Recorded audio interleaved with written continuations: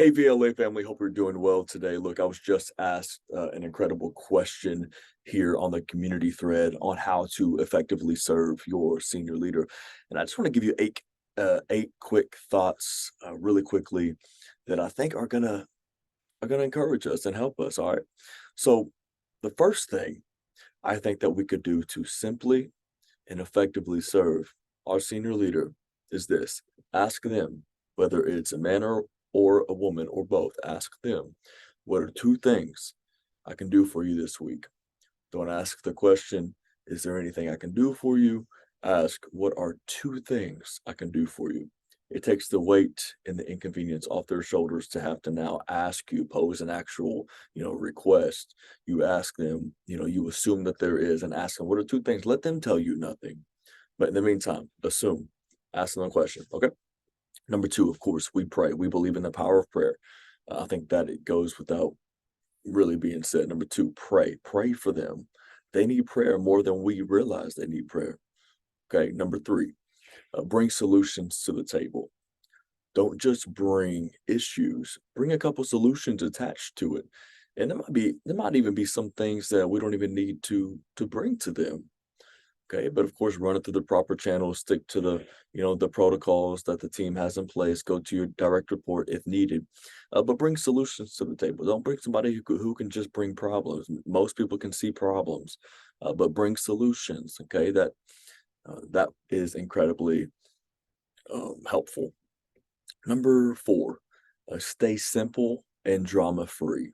Stay simple and drama free. Man, I love a simple staff member, one who just does their job. And if drama lands on their desk, that's one thing, which is going to happen in this line of work. But drama from your desk is different. Let's not be needy, complainy, murmury. Let's just do our job. Let's stay simple. Okay, that's number four. Number five, grow and steward your department. If our senior leader consistently has to come to us, give us ideas, make decisions, fulfill tasks, then what are we even doing there, right? Let's be sure that we do our job. And that's a great way to serve him and or her well, is if we simply steward our department effectively, which will very likely result in growth. Okay. Number six, serve his and or her family. Serve their family, whether it's, spending time with their kids, especially if their kids are the next generation. Man, spend time with their kids, take the kids to coffee. Of course, there are boundaries there, same sex, etc. But maybe help, I don't know, in their yard, but that goes a lot with, number one, or what are a couple things I can do for you, whether it's personally or at church. What are a couple things? So serve their family, man.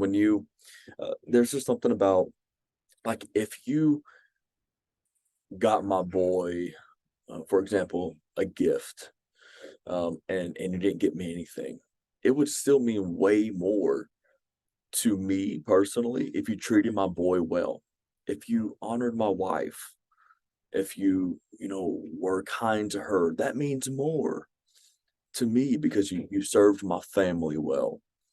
Those with families will understand that, right? And so serve his or her family. Okay, number seven, show gratitude. Just be thankful. Figure out their love language and speak it. Tell them thank you in a text. Tell them thank you face to face. Write them a letter, get them a gift, but show gratitude. Let them know that you don't take this position lightly, that you don't feel entitled to this position, that it truly is an honor. Okay, tell them that from time to time. Not just once every couple of years or tell them consistently. Hey, I'm grateful, especially in the hard times. Look, that means a lot. When maybe your church is going through something, or they're going through something, or ministry is going through something. Tell them, hey, thank you. I'm so grateful to be here. I love being here. It's a true joy. Okay, so show gratitude. That's number seven. Number eight, last but not least, honor them publicly. Okay, whether it's on social media, whether it's, from the platform grabbing the mic. Now, of course, honor them privately as well. Those two should align. In the back rooms that's not being recorded. Speak highly of them, of course, because that matters. However, man, just especially when you get the mic in your hand, say something as simple as, "Hey, aren't you so grateful, church, that we have senior leaders who really love Jesus and really love us? Aren't we so blessed here? Come on, let's honor our senior leaders today." Something so simple like that. Okay, short and sweet, or you could do more of a bit if needed. But okay, so ask them, what are two things I can do for you this week? Uh, Pray, bring solutions. 4, stay simple and drama free. 5, grow and steward your department. 6, serve his and or her family. 7, show gratitude. Number 8, honor them publicly.